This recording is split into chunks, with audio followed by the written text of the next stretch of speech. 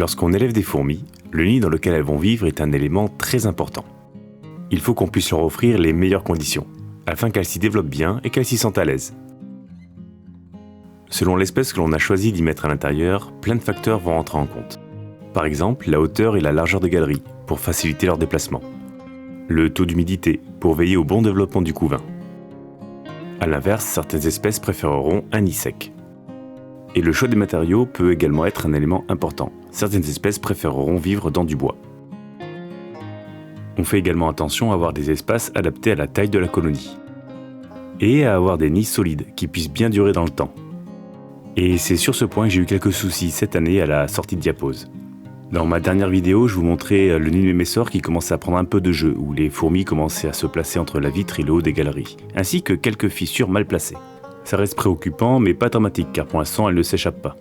J'ai donc le temps de me préparer, soit pour un nouveau nid, soit pour une réparation. Bref, tout va pour le...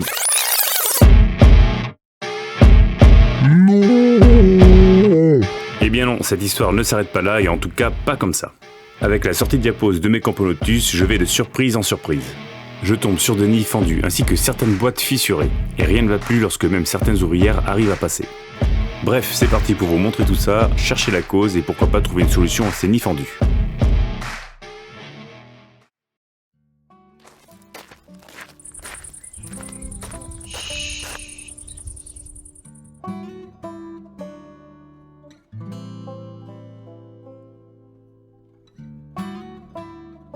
Bon, ok, le nid de Mémessor fend. Il a quelques crevasses dans le socle et certaines fissures apparaissent le long des parois des galeries. J'ai aussi le joint qui commence à sauter, que ce soit le long de la réserve d'eau ou tout simplement le long du cadre en verre. Mais bonne nouvelle, ça n'empêche pas les Mémessor d'évoluer dans le bon sens. Le nid reste parfaitement viable. Comme vous pouvez le voir, la ponte est bien repartie et j'ai de très belles nymphes qui commencent à apparaître. Les naissances se succèdent, l'activité reste au beau fixe et pour l'instant je ne déplore aucune évasion. Mais il n'empêche que je ne sais pas pourquoi ce nid a fendu et je reste inquiet pour l'hiver prochain. En tout cas, vous avez été nombreux à me répondre et à m'encourager et certains même à donner quelques pistes de solutions, alors merci beaucoup à vous.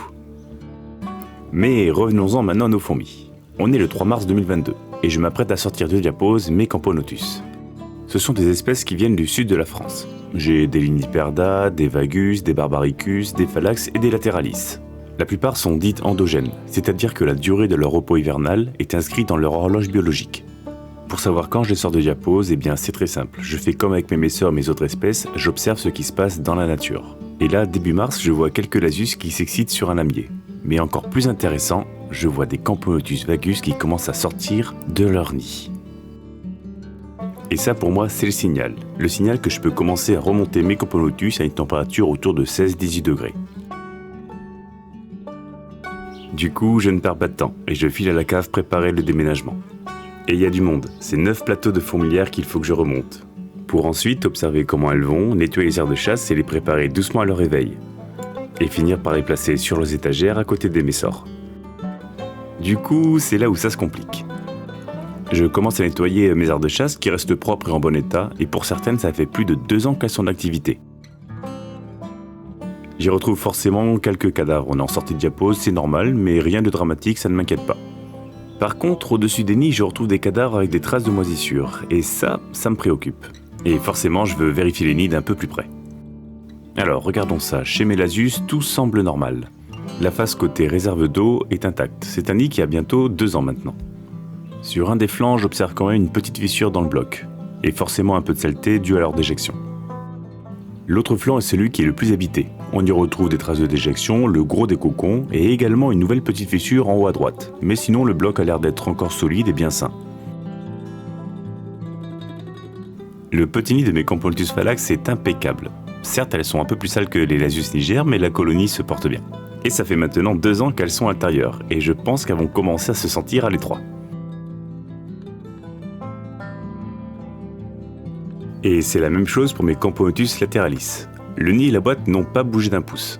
Je crois bien qu'elles vont entamer leur 3e année à l'intérieur. En tout cas, c'est leur 2e diapose qu'elles y font dedans. La colonie se porte très bien, malgré le fait que parfois j'humidifie un peu trop le nid pour elles.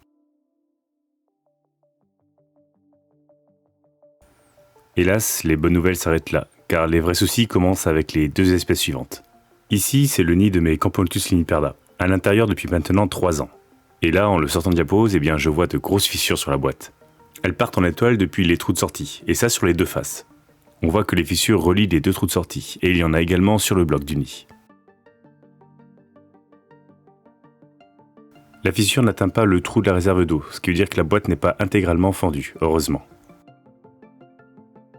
Malgré cela, la colonie se porte bien, je n'ai pas d'évadé et les fourmis continuent à bien accepter le nid. Le bloc-nid réagit toujours bien à l'hygrométrie, et comme on peut le voir, tous les stades de développement de l'œuf sont encore présents dans les galeries. J'ai eu droit à une belle ponte cette année, et de nombreux cocons sont en attente. Ce qui est sûr, c'est que la colonie n'est pas en danger. On passe chez mes Camponotus barbaricus, et là, c'est un autre niveau. La fissure ne part pas en étoile, mais par contre elle fait toute la hauteur de la boîte. Et pire que tout, il y a du jour dans la fente. De quoi faire passer une fourmi, je pense. Si, regardez, en zoomant c'est énorme. Toute la boîte a fendu, alors c'est stressant par rapport aux évasions, mais ça me rend aussi triste parce que c'était une de mes créations. Le bloc-nid aussi a bien pris, 2 des colonnes de soutien ont fendu. Alors il n'y a aucun risque d'effondrement, c'est juste que c'est dommage au niveau de l'esthétique du nid. Alors tout ça, ça aura permis à une ouvrière de se déclarer aventurière et de partir à la découverte de l'environnement extérieur. Mais ça, je suis moyennement chaud, j'ai pas envie de les voir déambuler dans toute la pièce, et qui plus est, certains le savent ici, j'ai des folks qui traînent un peu partout sur l'étagère, et elles pourraient très vite finir en garde-manger. Du coup, adroit comme je suis, je décide de la récupérer au pinceau, et très vite de la remettre avec ses consoeurs dans l'aire de chasse. Et il faut aussi que je m'occupe de ce nid, même de manière provisoire s'il le faut. Alors je commence par tester les bouchons de sortie, voir s'ils ferment toujours aussi bien, s'ils ont toujours autant d'accroches. Et sur ça va, c'est ok. Puis il faut que je gère cette fissure, et là je vais utiliser la bonne vieille méthode du scotch. Alors c'est pas le plus propre certes, mais c'est provisoire le temps de leur faire un nouveau nid. En tout cas ça a le mérite de fonctionner parce que je n'ai pas eu de nouvelles évasions. Regardez-moi un petit peu ce travail de réparation exceptionnel. Bon alors c'est bien beau d'avoir trouvé et réparé tout ça, mais il n'empêche que je ne connais pas la cause, ce qui veut dire que ça peut se reproduire. En tout cas de son côté, le nid en bois de mes Camponotus vagus va très bien, il n'a pas bougé. Et c'est un nid sec. Et c'est avec cette dernière info et en discutant avec vous sur les réseaux sociaux que j'ai pu me faire ma petite idée.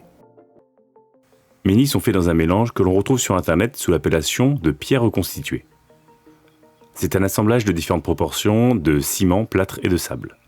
Le ciment et le sable sont là pour renforcer le bloc du nid, pour éviter que les fourmis puissent creuser à l'intérieur. Le plâtre, lui, est là pour avoir un effet d'absorption de l'eau, par capillarité. Cette absorption, elle se fait par une mèche qui se trouve au socle du nid, et qui baigne dans une réserve d'eau. Plus il y a d'eau, et plus le nid peut boire, et forcément, le bloc-nid peut légèrement augmenter en volume. Je remplis la réserve d'eau par un petit trou, qui se trouve tout en bas du nid.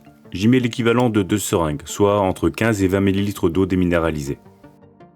L'été, je remplis environ une fois par mois, selon l'espèce qu'il y a à l'intérieur. Et pour la diapose, normalement, je n'y touche pas. Sauf que cette fois-ci, cet hiver, j'ai rempli les réservoirs. Quand vous commandez un nid chez moi, je fais attention de toujours vous envoyer une fiche explicative sur le fonctionnement du nid. En précisant bien qu'il faut observer ces fourmis, le nid, et ne jamais remplir d'un seul coup la réserve d'eau. Et bien là, c'est moi qui fais l'erreur. Je pense que le nid Mémessor de chez Terrafourmi bouge et se fend à cause en grande partie de l'humidité de ma cave, car elle se trouve sous le sol, donc elle est très humide, surtout en hiver. Et pour mes nids, alors qu'ils ne fendaient pas lors des autres diaposes, je pense que c'est l'action conjointe entre une cave très humide cette année et le fait que j'ai rempli les réservoirs d'eau. Le bloc-nid a dû énormément boire, grossir et du coup fendre les boîtes. Ce qui veut dire que je vais devoir réfléchir à un nouvel espace de diapose pour le nid Mémessor et pour mes nids, bien penser à ne pas remplir complètement la réserve d'eau. Comme quoi, même après 4 diaposes, on peut continuer à faire des erreurs et du coup apprendre. J'ai appris que pour une diapose, il n'y a pas que les facteurs de température et de luminosité qui sont importantes, mais du coup également celles de l'hygrométrie. Un espace trop humide ou des réserves d'eau trop remplies et hop, c'est la catastrophe. Les nids fendent, les boîtes aussi et du coup les évasions de fourmis peuvent commencer. Une info dont je saurais me rappeler. Mais heureusement, je n'en suis pas arrivé jusque-là. Les colonies se portent bien et là je vous mets quelques images de mes Camponotus liniparda. On peut voir que malgré les nids qui sont fondus, ça ne les dérange absolument pas pour augmenter leur population. Il y a eu beaucoup de pontes et j'ai de gros cocons qui sont en attente.